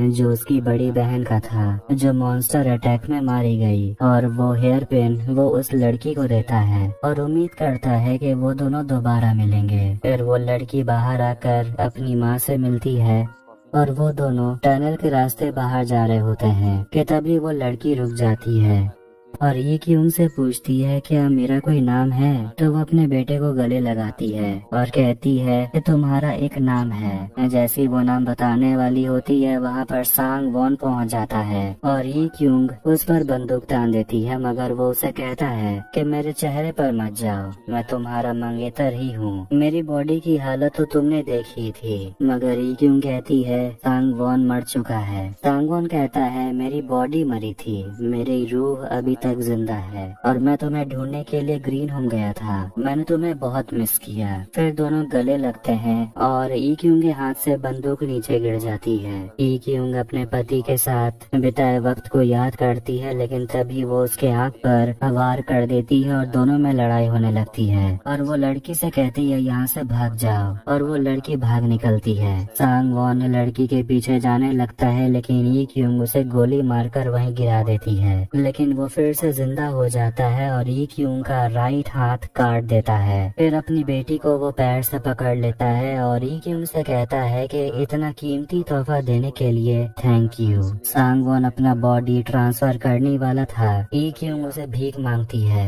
कहती है कि तुम मेरे बॉडी का इस्तेमाल करो, मेरे अंदर आ जाओ, मगर वो कहता है कि तुम्हारी बॉडी अब मेरे कोई काम की नहीं है। ई क्यूंग फिर उसकी आंख पर गोली मारती है और अपनी को ही स्यू कहकर पुकारती है और कहती है तुम्हें यहाँ से जाना होगा। अपना नाम सुनकर वो लड़की और भी ज्यादा इमोशनल हो गई थी। सांग वॉन ई क्यूंग के अंदर अपना टेंटाकल घुसा देता है और वो अपनी बेटी यीशु से कहते रहती है यहाँ से भाग जाओ, और वो वहीं मर जाती है, जिससे कि यीशु बहुत ज्यादा रोने लगती है। यीशु सांग वॉन को बताने लगती है कि मेरी माँ मरने वाली थी, तभी मैंने उन्हें मॉन्स्टर बना दिया था और फिर वो इंसान बन गई, आखिर तुम्हें इन्हें मारने की क्या जरूरत थी। तो वो कहता है कि ये मेरी किसी काम की नहीं थी, लेकिन तुम हो। वो अपनी बेटी को गले से पकड़ लेता है और वो अपने अंदर के मॉन्स्टर को अपनी बेटी के शरीर में ट्रांसफर करने वाला था, लेकिन वो अपने पापा के मॉन्स्टर को अपने अंदर नहीं आने देती, इसीलिए सांग वॉन उसे घसीट कर वहाँ से ले जाता है। फिर हम जे जिन को देखते हैं जो अपनी जान बचाकर भाग रहा था, लेकिन ह्यूनसो उसे फिर से पकड़ लेता है और उसे बहुत टॉर्चर करता है, लेकिन जे जिन उसे ताना मारने लगता है कि वो मॉन्स्टर अभी तक अपने अंदर छुपे ह्यूनसो को नहीं हरा पाया और वो अभी भी तेरे अंदर छुप के बैठा है। ये सुनकर उसे गुस्सा आता है और चैन यंग को रास्ते में खून के धब्बे लगे हुए मिलते हैं। यूनवू बताती है कि एक लड़का था उसके साथ, वो इंसान तो नहीं था, शायद वो दोनों एक दूसरे को पहचानते थे, लेकिन ह्यूनसू और वो लड़का दोस्त तो नहीं थे, शायद ह्यूनसू उसे घसीट के ले गया होगा। चैनियंग को लगता है कि ह्यूनसू सिर्फ यूनवू को कुछ नहीं करता, लेकिन आखिर उसे समझ नहीं आ रहा था कि वो स्टेडियम क्यों जा रहा है। हानी नीचे कान लगाकर सुनने लगती है और दोनों से कहती है गाड़ी आ रही है, और सच में उनके सामने गाड़ी आ जाती है जिसमें सार्जेंट किम और यून हायुक होते हैं और वो लोग भी स्टेडियम जा रहे थे। और यूनवू अपने भाई को देखते ही रह जाती है, जिसे वो कितने समय से ढूंढ रही थी, और वो रोने लगती है उसे जिंदा देखकर। आखिर में सार्जेंट को रास्ते में ह्यूनसू दिखता है और वो गुस्से में अपने गाड़ी को तेजी से भगाता है और उन दोनों को ठोक देता है। सार्जेंट उस लड़के को बहुत पीटता है क्योंकि लैब में इस लड़के ने उसके ऊपर बहुत टॉर्चर किया। यून हायुक ह्यूनसू से मिलता है जो बस में गिर गया था और उसका नुकीला पंख खिड़की पर अटक गया था। यून हायुक उसे फिर से ऑर्डर देने लगता है बिल्कुल पहले की तरह और कहता है तैयार हो जाओ, चीजें फिर से टफ होने वाली है, लेकिन ऐसा कब तक रहेगा ये नहीं पता, तुमने मुझे मिस तो किया ही होगा। ह्यूनसू उसे देखकर काफी खुश था और दोनों जोश जोश में एक दूसरे से बहुत लड़ने लगते हैं। यून हायुक उसे कहता है मदद करने के लिए और मैं तुम्हें किसी तरह मना भी लूंगा। दोनों फिर से लड़ते हैं और यून हायुक बस खुद को डिफेंड कर रहा था, वो भी बड़े ही आसानी से, और वो ह्यूनसू से कहता है कि तुम अपने इस पंख के बिना तो लड़ भी नहीं सकते। फिर वो अपने पंख को अंदर करता है और उसे कहता है कि तुम अभी भी बिल्कुल पहले की तरह घमंडी हो। फिर वहाँ पर अपने भाई को ढूंढते हुए यूनवू पहुँच जाती है और अपने भाई को जिंदा देखकर उसे यकीन नहीं हो रहा था। यून हायुक यूनसू से कहता है, देखो तुम्हारी गर्लफ्रेंड वापस आ गई। वो कहता है, जबान संभाल के बात कर। फिर दोनों एक दूसरे से लड़ते हैं और सार्जेंट अपने मरे हुए सिपाहियों का बदला उस लड़के को गोली मार कर लेता है और उसे बहुत पीटता है। चैन यंग वहाँ पहुंचकर अपने शॉटगन से जे जिन पर गोली मारता है और उस लड़के के खतरनाक लिक्विड से सार्जेंट को बचा लेता है। फिर जे जिन बस को भी पूरा जमा देता है अपने लिक्विड से, जिससे कि दोनों अंदर फंस जाते हैं। फिर दोनों लड़ना बंद करते हैं और निकलने का रास्ता ढूंढते हैं। यूनसू के पंख से भी वो उस जमे हुए लिक्विड को तोड़ नहीं पा रहा था। यून हायो को कुछ नहीं करता और पूछने पर वो कहता है, मैं बस देखना चाहता हूँ कि तुम कितने काबिल हो। यूनसू उसे निकलने का रास्ता दिखाता है और कहता है, मैं देखना चाहता हूँ तुम कितने फास्ट हो। सार्जेंट यूनवू को संभालता है और उसे उसके भाई की सच्चाई बताता है। कहता है, वो तुम्हारा भाई नहीं है, वो तो कोई इंसान भी नहीं है, जिससे वो भी हैरान हो जाती है। फिर वो सभी लोग गाड़ी में बैठते हैं और वहाँ से निकलते हैं। यून हायुक ट्रैप को तोड़कर बाहर आ जाता है और अपने भाई को आता देखकर यूनवू यून हायु की तरफ भागने लगती है और फिर दोनों भाई बहन आमने सामने आते हैं और वो अपने भाई का हाथ पकड़ती है, लेकिन वो अपनी बहन से उसके बारे में कुछ पूछता ही नहीं।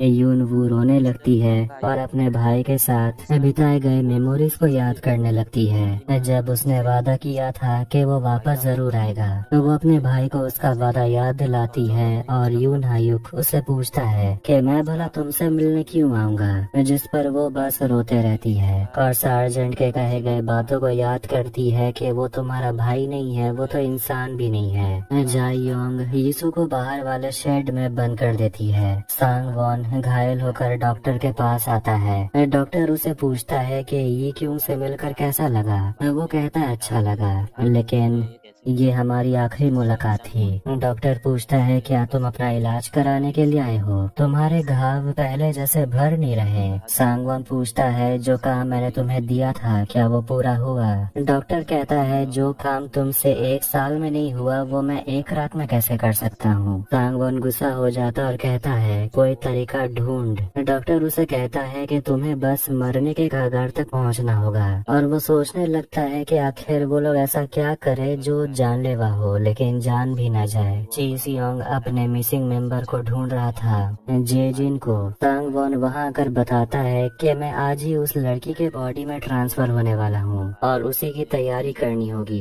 गी चून नाम का एक आदमी वहाँ मॉन्स्टर बनने लगता है और उसके नाक से खून निकलने लगता है, जिससे सभी लोग दहशत में आ गए थे। ची सियोंग उसे उस हालत में देखकर खुश होता है और बाकी सर्वाइवर्स को नए नियम याद दिलाता है और कहता है कि कोई भी इसे तंग नहीं करेगा, अब मॉन्स्टर्स भी हमारे साथ ही रहेंगे। ई सियूल सोचने लगती है कि अब उस बच्चे का क्या होगा। पीटर उसे कहता है, जो होगा अच्छा ही होगा, हमें इसकी आदत डाल लेनी चाहिए। और वो उसे पूछता है, सियोन हुआ कैसी है? तो वो उसे बताती है, ठीक तो नहीं है लेकिन ठीक हो जाएगी। आखिर में सार्जेंट चैन यंग हानी स्टेडियम तक पहुंच जाते हैं और ची सियोंग देखता है कि जे जिन भी वापस आ गया था। सांग वॉन पूछता है, कौन है वो जिसने तुम्हारी ये हालत की है? तो वो कहता है, यूनसू लौट आया है लेकिन मैंने उसे खत्म कर दिया। सांग वॉन उसे पूछता है, क्या तुमने उसे मरते हुए देखा? और मुझे ऐसा क्यों लगता है कि वो अभी तक मरा नहीं है। यूनसू अभी भी उस बस के अंदर फंसा हुआ था। यून हायु कहता है कि उसको साबित करने का मौका दो। तो उसकी बहन पूछती है, तुम हो कौन?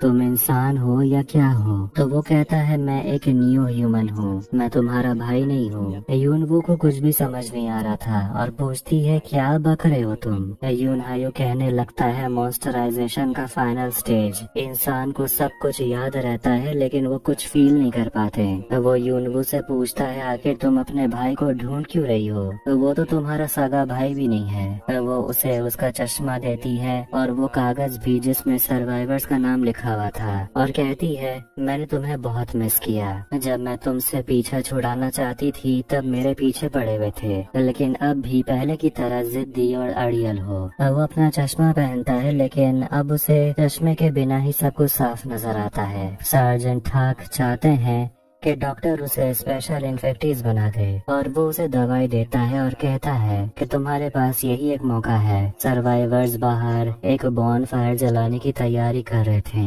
तब डॉक्टर समझ जाता है कि सांगवॉन अपने बॉडी को जलाने वाला है। हो सकता है वो पहले से ही कमजोर है, इसीलिए वो अपने बच्चे के बॉडी में जाना चाहता है और वो डॉक्टर से कहता है कि तुम्हें उस लड़की को बेहोश करना होगा और इसीलिए डॉक्टर ने उसे दवाई दिया है। फिर हम उस बंदे को देखते हैं जिसे सांगवॉन स्टेडियम लेकर आया था और वो गीचून से कहने लगता है जा मेरे लिए खाना लेकर आ, लेकिन वो उसे कहता है कि ये काम तो तेरा है तो तू जा कर ला। लेकिन वो लड़का कहता है कि ये मत भूल मैं उन मॉन्स्टर ह्यूमन का खास हूँ और वो उस लड़की के बारे में मैंने ही उन्हें बताया था। ये बात यंग सू सुन लेता है। सार्जेंट हाक जाई योंग को बड़े ही चालाकी से बेहोश कर देता है और यंग सू शेड तक पहुंच गया था यूसू को ढूंढते हुए, जो अंदर उदास बैठी हुई थी और वो उसे अपना नाम बताती है कि उसका नाम है यीशु और वो कहती है कि मॉम ने कहा था यहाँ से भाग जाने के लिए, लेकिन मैं यहाँ से कहाँ जाऊँ। यंगसू कहता है पहले यहाँ से बाहर तो निकलो,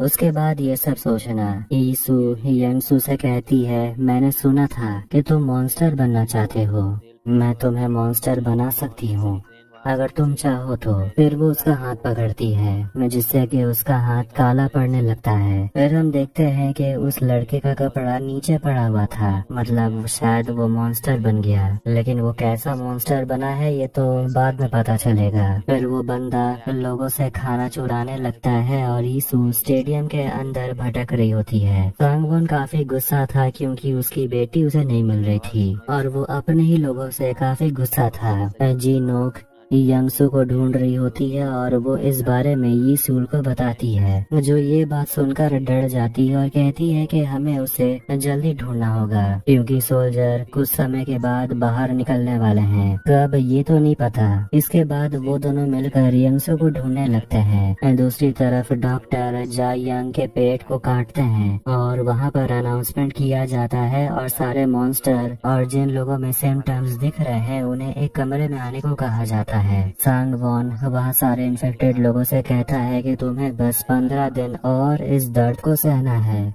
उसके बाद तुम लोग शक्तिशाली बन जाओगे, तुम्हारा कोई कुछ नहीं बिगाड़ पाएगा। वो अपनी बेटी के बारे में बताता है जो सिर्फ छू कर किसी भी इंसान को मॉन्स्टर बना सकती है। जीनो के ये सब सुनकर डर गई थी। सार्जेंट की टीम के लोग जानते हैं कि उनके सार्जेंट मॉन्स्टर बनने वाले हैं, लेकिन फिर भी सार्जेंट की बात वो लोग मानेंगे। यूनसू को इतनी देर तक अंदर फंसा हुआ देखकर यून हायुक सोचने लगता है कि शायद वो मर गया होगा, लेकिन यून वो जानती है वो बाहर जरूर आएगा। फिर अचानक से बस को तोड़ते हुए यूनसू खुद को छुड़ा लेता है और वो बाहर आ गया था।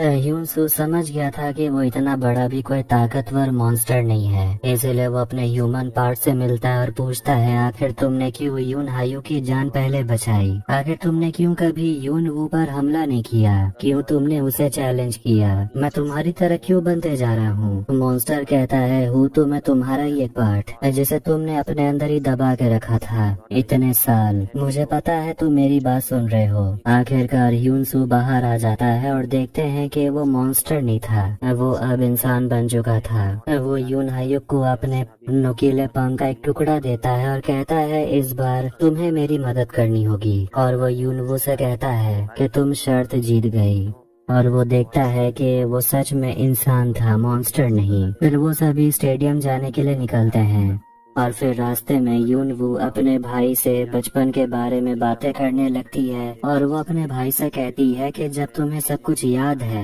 तो तुम्हें उसे जुड़े हुए इमोशंस भी याद आने लगेंगे। फिर वो लोग आगे बढ़ने लगते हैं। स्टेडियम में सारे सोल्जर्स तैयार हो रहे होते हैं और सार्जेंट का ऑर्डर मानते हैं और उन्हें सारे सर्वाइवर्स को जमा करके सिग्नल का इंतजार करना है और आज रात वो सभी सर्वाइवर्स को लेकर स्टेडियम से निकल जाएंगे। इस बारे में वो सारे सर्वाइवर्स को बताने लगते हैं एक कागज में लिखकर। एक सोल्जर जीना को ये बात बताने के लिए आता है, लेकिन वो नहीं जाने वाली थी और कहती है यंग सॉक मेरे लिए बाहर गया था, वो भी एक सोल्जर था उन्हीं के प्लेटून से, लेकिन जीना को एक बीमारी है इसीलिए वो अपने बॉयफ्रेंड को भेजी थी दवाई लाने के लिए, लेकिन वो जिंदा नहीं आया। इसीलिए वो यहीं पर मरना चाहती है, लेकिन वो सोल्जर उसे वहाँ से ले जाता है। चोल जोंग जिन गुक नाम के आदमी से मिलता है और उसे कहता है कि हम दोनों मिलकर उस लड़की को ढूंढ सकते हैं, मतलब यीशु को, और मॉन्स्टर का साथ देंगे और बदले में हम लोग यहाँ से निकल पाएंगे। सान वोंग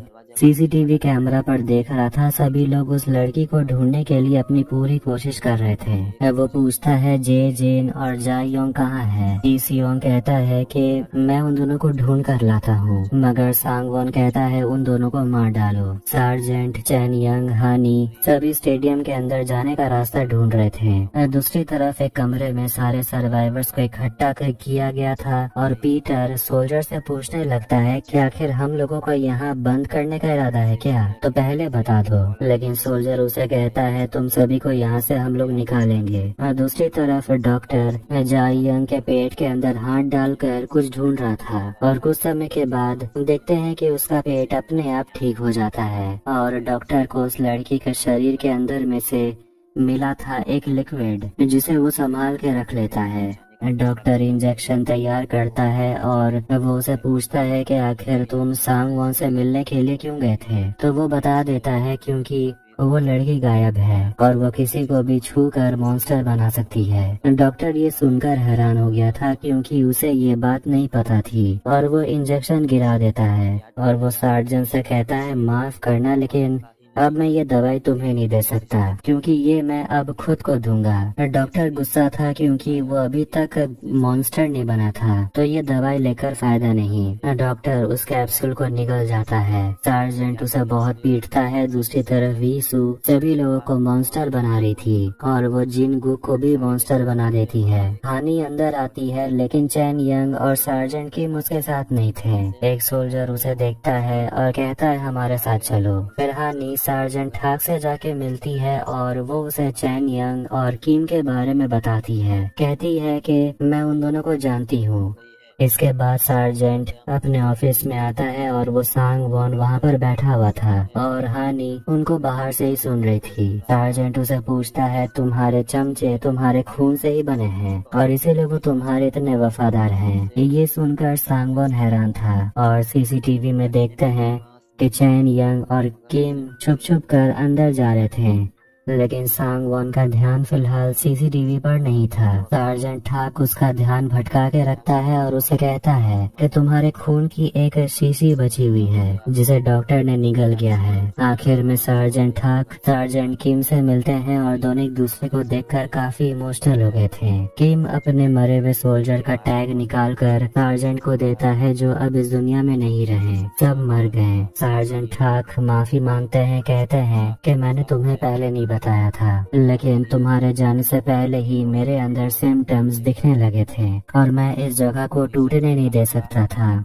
इसलिए मैंने ये सारी बात तुम लोगों को नहीं बताई। फिर वो उम्मीद करता है कि वो ऐसा मॉन्स्टर बनेगा जो लोगों की जान बचाए। दूसरी तरफ वो तीनों भी स्टेडियम के बाहर ही थे, लेकिन तभी अचानक यून वू को उसके भाई की आवाज सुनाई देने लगती है और वो पीछे ही रुक जाती है। यून सू उसे देखकर पूछता है आखिर तुम रुक क्यों गई, तो वो अपने भाई को थैंक यू कहती है और यून सू से कहती है यहाँ सीधे चलते जाओ, स्टेडियम ज्यादा दूर नहीं है और मैं यहाँ कुछ देर आराम करना चाहती हूँ। वो उसे कहती है अगर मैं मॉन्स्टर बन गई तो मुझे याद दिलाते रहना और अगर मैं कुछ बुरी बात कह दूँ तो बुरा मत मानना। यूनसू उसे वादा करता है और आगे बढ़ने लगता है। यूनसू को यून हायू कहता है कि अगर तुम्हें उसकी फिक्र हो रही है तो तुम रुक सकते हो। यूनसू पूछता है तुम्हें नहीं हो रही, ताज्जुब की बात है, वो तो तुम्हारी बहन है। तो यून हायू कहता है मगर वो तो तुम्हारी गर्लफ्रेंड है, मैं तो उसका सगा भाई भी नहीं हूँ। यूनसू उसका कॉलर पकड़ लेता है तो वो कहता है कि क्या हुआ, गुस्से में हो क्योंकि वो मॉन्स्टर बनने वाली है, चिंता मत करो वो सेफ है और मॉन्स्टर बनके वो अपनी रक्षा खुद कर लेगी। यूनसू यून हायू से पूछने लगता है कि तुम सच में कुछ फील करते हो या नहीं, या ऐसे नाटक कर रहे हो, शायद तुम्हें वापस आना ही नहीं चाहिए था, मर जाते तो अच्छा होता। फिर वो लोग स्टेडियम की तरफ बढ़ते रहते हैं और आखिर में एक सोल्जर भी उस कमरे तक पहुंच जाता है जहां उस लड़की ने कई लोगों को मॉन्स्टर बना दिया था। जीनूक यंगसू को ढूंढ रही होती है और उन लोगों को भी मॉन्स्टर दिख जाते हैं। यीशु उनके सामने आती है और उन दोनों को छूने वाली थी, मगर वो दोनों पीछे हट जाते हैं। फिर वहाँ पर एक स्लाइम मॉन्स्टर आता है और वो उस लड़की को रोकता है आगे जाने से, और देखते हैं कि ये स्लाइम मॉन्स्टर असली में यंगसू है, जिसे देखकर वो दोनों भी हैरान हो गए थे। जीनो की ये देखकर रोने लगती है। आखिर में वहाँ पर चोल जोंग पहुँच जाता है जो उस लड़की को ढूंढ रहा था, और वो काफी खुश था। लेकिन सांग वॉन वहाँ पहुँचकर उस लड़के को मार डालता है। जीनोक यंगसू और यीशु को बचाने के लिए सामने खड़ी हो जाती है, और वो सांग वॉन को देखकर कहने लगती है कि तुम मुझे पहचाने नहीं, तुमने ही तो मेरी बेटी को वापस अंदर लेकर आए थे। और ये सीन हमने सीजन 1 में देखा था। लेकिन सांग वॉन जीनोक को मार डालता है और अपनी बेटी से कहता है कि यही होगा तुम्हारा हाल, क्योंकि तुमने भागने की कोशिश की। वो चिल्लाने लगती है और जिन लोगों को उसने मॉन्स्टर बनाया था अपनी फौज खड़ी की है। वो यीशु को बचाने के लिए सांग वॉन पर हमला करने के लिए आगे बढ़ते हैं, लेकिन सांग वॉन उल्टा उन लोगों पर ही हमला कर देता है। ची सियोंग जेजिन से आकर कहता है कि तुम यहाँ से चले जाओ, क्योंकि मुझे तुम्हें मारने का ऑर्डर दिया गया है, पर मैं तुम्हें मारना नहीं चाहता। ये सुनकर उसका दिल टूट गया था और कहने लगता है कि मैंने बॉस के लिए क्या कुछ नहीं किया, जो उन्होंने कहा सब कुछ। हम लोग तो एक टीम की तरह हैं। ची सियोंग उसे धमकाता है कि तुम यहाँ से अगर नहीं गए तो मैं जरूर तुम्हें मार डालूंगा। जेजिन उससे कहता है देखना, वो एक दिन आपको भी मार देगा। वो अंदर से बिल्कुल टूट चुका था, क्योंकि उसकी टीम ने उसे नकार दिया था। वो जानबूझकर स्टेडियम के सर्किट बोर्ड से छेड़छाड़ करता है, जिससे कि बिजली चली जाती है, और इस सिचुएशन का सार्जेंट फायदा उठाना चाहता है। और तभी वो सोल्जर वहाँ आकर सार्जेंट को बताता है कि हमें तुरंत यहाँ से निकलना होगा, बहुत सारे लोग मॉन्स्टर बन गए हैं। सार्जेंट उन्हें नक्शा देता है और कहता है तुम सारे सर्वाइवर्स को लेकर यहाँ से निकलो। नक्शे में रास्ते को फॉलो करते हुए वो लोग आगे बढ़ रहे होते हैं। दूसरी तरफ से बाहर में डॉक्टर को होश आता है और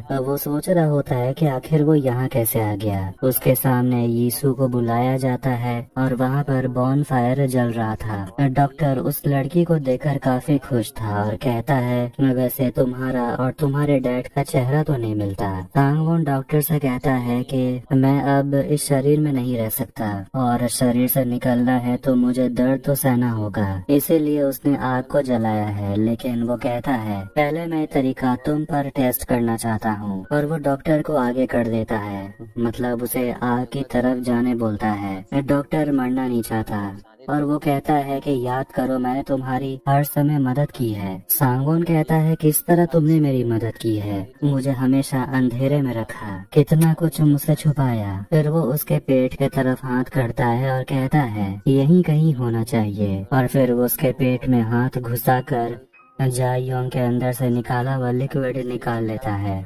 और उसे तोड़ देता है। अब डॉक्टर आखिरी समय में कहने लगता है फिर मैं मॉन्स्टर क्यों नहीं बनता। सांग वॉन उसे कहता है क्योंकि तुम्हें चुना ही नहीं गया है। इसके बाद डॉक्टर लड़की से कहता है मुझे मॉन्स्टर बना दो, लेकिन वो भी कुछ नहीं करती। सांग वॉन डॉक्टर को आग में फेंक देता है और वो मर जाता है। सारे सोल्जर्स सर्वाइवर से आकर मिलते हैं और उनके साथ चलने को बोलते हैं। एक जगह से बहुत अजीब आवाज आ रही थी और जैन यंग देखता है कि वहाँ पर बहुत सारे मॉन्स्टर्स थे और कोने में ये सिउल बंदूक लेकर खुद को खत्म कर लेने वाली थी। जैन यंग उसे बंदूक लेता है और कहता है मेरे साथ चलो। सांग वोंग ची सियोंग से पूछता है मैंने जो कहा था वो तुमने किया? तो वो झूठ कहता है हाँ मैंने उन लोगों को मार दिया। सांग वोन उसे भी मार देता है और आग में फेंक देता है। वो अपनी बेटी के हाथ को खोलता है और कहता है मेरे साथ चलो। सांग वोंग आग में चला जाता है और खुद को अपनी बेटी के बॉडी में ट्रांसफर कर लेता है। अब रात के समय आखिर में यूनसू यून हायुक स्टेडियम पहुंच जाते हैं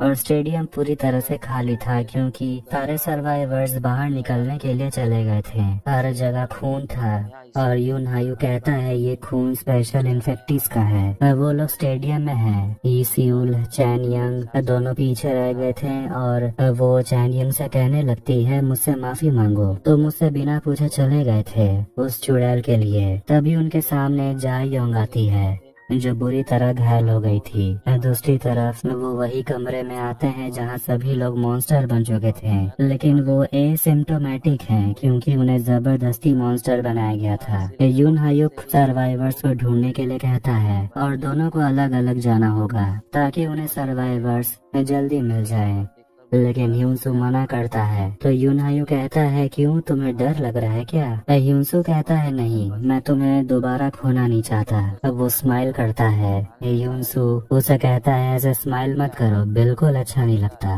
ह्यूनसू को ईसू मिल जाती है जो बिल्कुल ठीक होती है, लेकिन ह्यूनसू को नहीं पता था कि अब उसके अंदर सांगवॉन है। ह्यूनसू से पूछता है तुम्हारी माँ कहाँ है, तुम तो उसी से मिलने के लिए आई थी। तो वो कहती है मेरे पीछे आओ। सारे सोल्जर सर्वाइवर को बाहर ले जाने के लिए रास्ता ढूंढ रहे होते हैं और सार्जेंट किम जीना को एड्स की दवाई देता है जो उसका बॉयफ्रेंड ढूंढने के लिए बाहर निकला था, लेकिन वो वापस नहीं आया। वो उसे कह देता है कि तुम्हें अपने बॉयफ्रेंड के मौत को जाया नहीं जाने देना चाहिए। सियोन हुआ बाकी लोगों के साथ बाहर नहीं जाती और वो अंदर भगवान के सामने बैठकर प्रे कर रही थी। तभी वहाँ पर मॉन्स्टर गीचून आ जाता है और पूछने लगता है कि तुम बाकियों के साथ बाहर क्यों नहीं गई, क्या तुम मेरा इंतजार कर रही थी? फिर वो उसे जबरदस्ती पकड़ लेता है। पीटर सियोन हुआ को ढूंढते हुए वापस अंदर आता है और गीचून को बहुत पीटता है। सियोन हुआ से वो पूछता है कि आखिर तुम यहाँ क्या कर रही हो, बाकियों के साथ बाहर क्यों नहीं गई? तो वो कहती है मैं तुम्हारा इंतजार कर रही थी। फिर एक फ्लैशबैक में हम देखते हैं कि सियोन हुआ और पीटर दोनों एक साथ स्टेडियम की तरफ बढ़ रहे थे। सियोन हुआ उसकी आंख काली हो जाती है और वो जानबूझकर अपने गाड़ी का एक्सीडेंट कर देती है और बाहर आकर चिल्लाने लगती है कोई पीटर को बचा लो। उस दिन को याद करके पीटर उसे गले लगाता है और कहता है हम दोनों को यहाँ से निकलना होगा। जैसे ही सोल्जर निकलने वाले होते हैं तभी सार्जेंट ठक मॉन्स्टर बनने लगता है। तब एक सोल्जर बाहर से अंदर आता है और कहता है बाहर जाने का रास्ता मिल गया। तभी सार्जेंट के नाक से खून बहने लगता है और वो भागते हुए अंदर जाता है। सार्जेंट किम उसे संभालता है और कहता है आपको कुछ नहीं होने दूंगा। तभी सार्जेंट ठक पानी के पीछे जेजिन को देखने लगता है और कहता है कि मैं उन लोगों को जाने नहीं दूंगा, और वो एक बॉम्ब निकाल लेता है और किम एक दूसरे कमरे में उसे ढकेल देता है और बॉम्ब ब्लास्ट हो जाता है। यून हायू को ढूंढ रहा था कि सर्वाइवर्स कहाँ गए होंगे, लेकिन कुछ मॉन्स्टर्स उस पर हमला कर देते हैं और वो मॉन्स्टर्स यून हायू के सामने टिक भी नहीं पाते। तभी उसके सामने स्लाइम मॉन्स्टर आता है जो कि और नहीं बल्कि यंगसू है और वो इशारा करके कहता है उसके पीछे आने। सार्जेंट किम देखता है कि सार्जेंट ठक एक फ्रॉस्ट मॉन्स्टर बन गए थे और फिर हमें पुराने सीन को देखते हैं जहाँ ठक किम से पूछता है कि तुम्हें क्या लगता है मैं कैसा मॉन्स्टर बनूंगा? तो किम कहता है कि एक सोल्जर हर हालत में एक सोल्जर ही रहता है, आप लोगों को प्रोटेक्ट करेंगे, मुझे पूरा यकीन है। ईसू ह्यूनसू को बॉनफायर के पास लेकर आती है और वो उसे पूछता है कि अंदर जो मॉन्स्टर घूम रहे हैं उनको किसने मॉन्स्टर बनाया?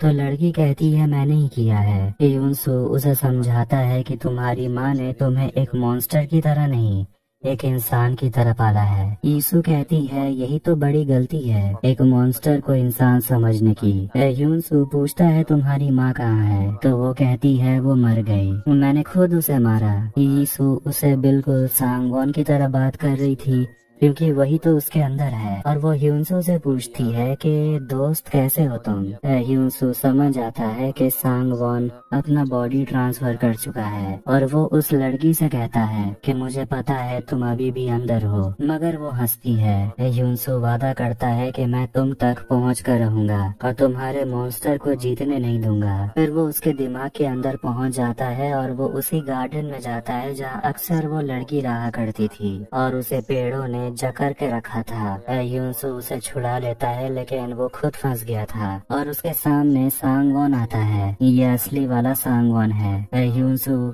उसे पहले कभी नहीं मिला और वो बता देता है कि मैं ये क्यों का मंगेतर हूँ और ये लड़की मेरी बेटी है। भले ही मेरा चेहरा इस लड़की से नहीं मिलता, लेकिन मुझे कोई प्रॉब्लम नहीं क्योंकि हम दोनों अब एक हो चुके हैं। ह्यूनसू को काफी गुस्सा आता है और सांगवॉन तभी अपने शरीर पर जख्म देखता है और देखते हैं कि यून हायुक उस लड़की पर हमला कर देता है और लेकिन यूनसू उसे रोकता है और कहता है कि मैं इसे अभी नहीं मारूंगा, न तुम्हें मारने दूंगा। यून हायुक उसे कहता है तो फिर ठीक है, आगे जो कुछ भी होगा उसकी जिम्मेदारी तुम्हारी। ईसू को अभी भी कुछ नहीं हुआ था। यूनसू कहता है मैं इसके अंदर के शैतान को निकाल के रहूंगा, मगर लड़की कहती है ट्राई करके देख लो, क्योंकि अब मेरी शक्ति दुगनी हो चुकी है। अब आखिरकार सारे एसिम्प्टोमेटिक स्टेडियम से बाहर आ जाते हैं और यूनसू और यून हायुक को घेर लेते हैं और वो लड़की कहती है अब दिखाओ तुम में कितना दम है।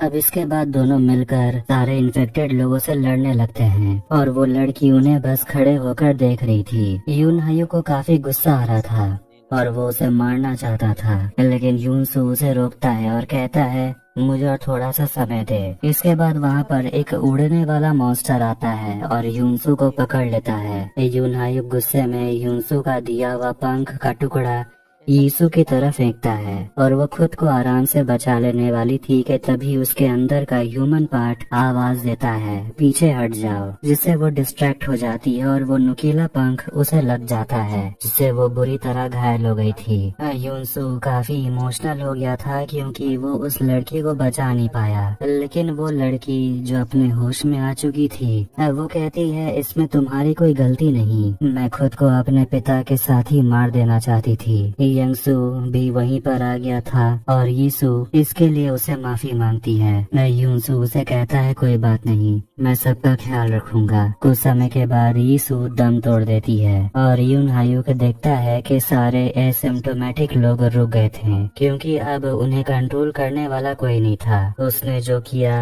उसके बारे में वो बात करना चाहता था, लेकिन यूनसू उसे कहता है फिलहाल नहीं। दूसरी तरफ सारे सर्वाइवर्स फ्रॉस्ट मॉन्स्टर को बड़े ही गौर से देख रहे होते हैं। हानी उस बर्फ में अपना हाथ डालकर दूसरी तरफ चली जाती है और बाकियों से कहती है तुम लोगों को भी आना चाहिए, जिसके बाद सभी लोग एक एक कर अंदर जाने लगते हैं। जैसे ही जे जिन बाहर जाने की कोशिश करता है, फ्रॉस्ट मॉन्स्टर जो कि सार्जेंट हाक हैं, वो जेजिन को रोक देता है क्योंकि वो एक मॉन्स्टर है और कहता है मॉन्स्टर बाहर नहीं जा सकते।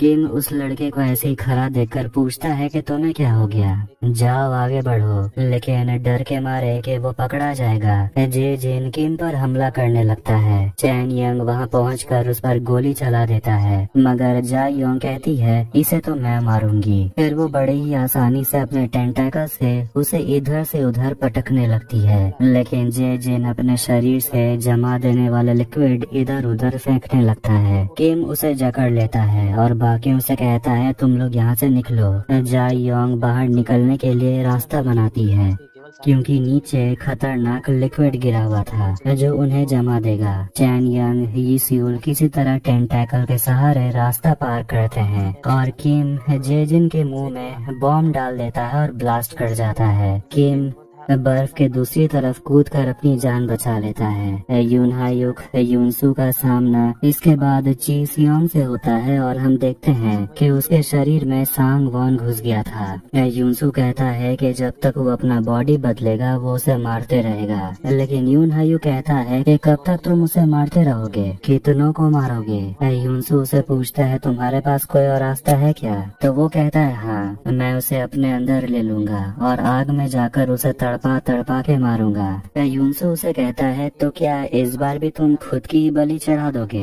यून हायुक कहता है मैं मर नहीं सकता, लेकिन यूनसू को उस पर भरोसा नहीं था। यून हायुक उसे समझाता है कि इसका अंत यही होना चाहिए। फिर वहाँ सांगवॉन आता है। यून हायुक कहता है कि इसे तुम्हारी कमजोरियाँ पता है, इसलिए इससे मैं लड़ूंगा। तभी अचानक देखते हैं कि सांगवॉन को कुछ होने लगता है। वो बॉडी असली में सांगवुक की है जो सीजन 1 में गुंडा बना था और वो अपने बॉडी को टेक ओवर करने लगता है और खुद को बॉन फायर की तरफ ले जाने लगता है। सांग वॉन कहता है कि अगर मैं मरा तो तू भी मर जाएगा। यूनसू ये देखकर समझ गया था कि सांगवुक अभी भी अंदर जिंदा है। फिर वो याद करने लगता है कि कैसे यूना को बचाते वक्त सांगवुक बुरी तरह घायल हो गया था उई मियोंग के गोली चलाने के वजह से। खैर अब आखिर में सांगवुक खुद के शरीर को आग के करीब ले जाता है और देखते हैं कि यीशु अचानक से होश में आ जाती है। ऐसा लग रहा था कि सांग वॉन मर चुका है। पीटर सियोनहुआ को लेकर बाइक से वहां से चला जाता है। दूसरी तरफ हम यूनवू को देखते हैं जो अपने पुराने अपार्टमेंट में आती है,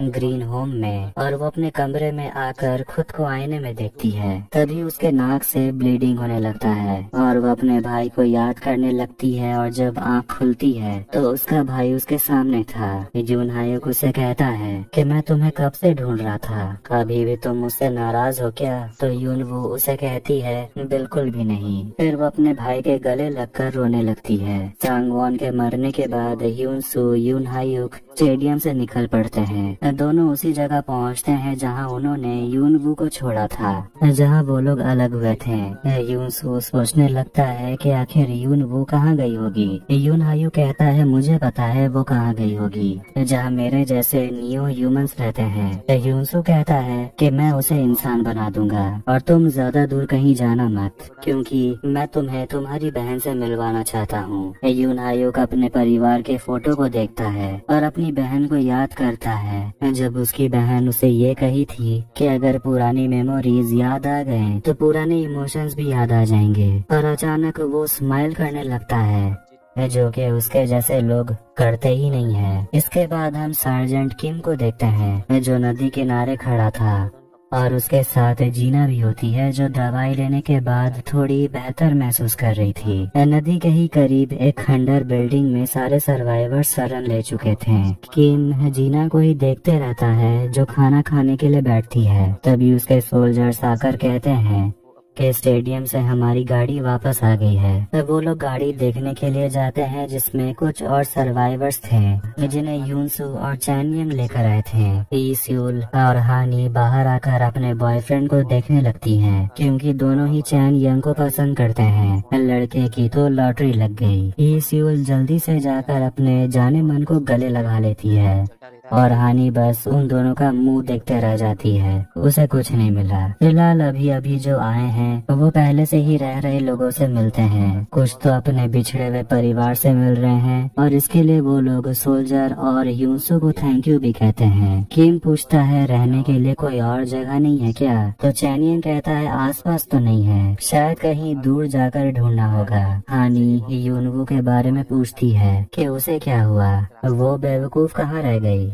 यूनसू कहता है एक जगह है जहाँ वो गई होगी, और वो सार्जेंट से कहता है कि अगर हम सब एक और जगह ढूंढ रहे हैं तो उस जगह से अच्छा कोई और जगह नहीं हो सकता। और वो अपने अपार्टमेंट ग्रीन होम की बात कर रहा था जहाँ पूरा सीजन 1 बेस्ड था। फिर सारे सर्वाइवर्स ग्रीन होम की तरफ निकल पड़ते हैं और रास्ते में उनका सामना कुछ नियो ह्यूमन से होता है जिनके अंदर कोई इमोशंस नहीं होते और वो इंसानों के लिए खतरा नहीं है। अब कहानी जाती है कुछ समय के बाद और पता चलता है कि इंसान अब नियो ह्यूमंस के साथ रहने लगे हैं, लेकिन सोसाइटी में उनके साथ एडजस्ट करने में थोड़ा समय तो लग गया। लेकिन इंसानों को ये समझ आ गया था कि जब तक वो नियो ह्यूमंस के साथ रहेंगे वो सुरक्षित रहेंगे। जितने भी लोग मॉन्स्टर बन गए थे उन्हें नियो ह्यूमन बना दिया गया था। जीना और ईस्यूल नियो ह्यूमंस को सिखाते हैं कि कैसे इंसानों की तरह एक्सप्रेसिव हुआ जाए, मतलब अपने चेहरे पर हाव भाव लाया जाए। ईसू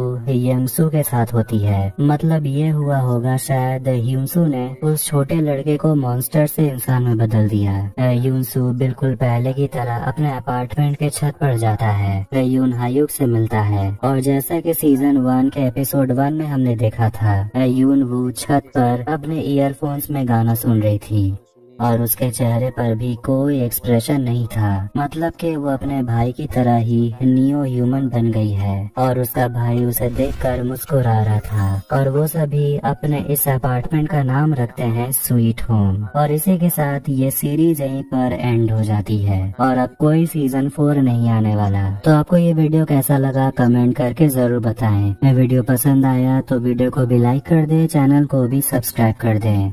मिलते हैं नेक्स्ट वीडियो में। Take care.